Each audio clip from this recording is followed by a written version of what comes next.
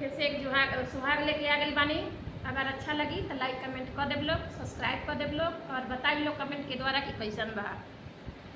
बनारस से जोग अइले बिकाए, बनारस से जोग अइले बिकाए, ना जोग अम्मा किने ना जोग पापा, ना जोग अम्मा किने ना जोग पापा, कुवार बिटिया जोग किन किन के रखें, कुवार बिटिया जोग किन किन के रखें।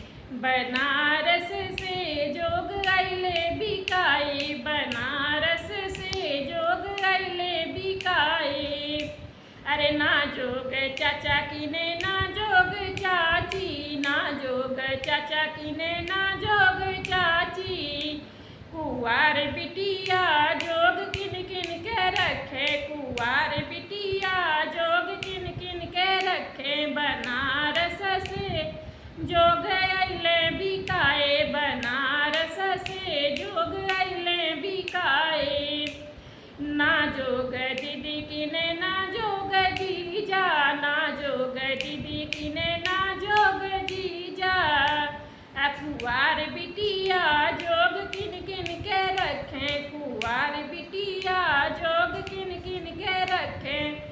बनारस से जोग अइले बिकाए, बनारस से जोग अइले बिकाए। कमेंट के द्वारा बताई जाए कैसन गाना बा, अच्छा लगी तो फिर आगे फिर सुहाग गा के डालल जाए।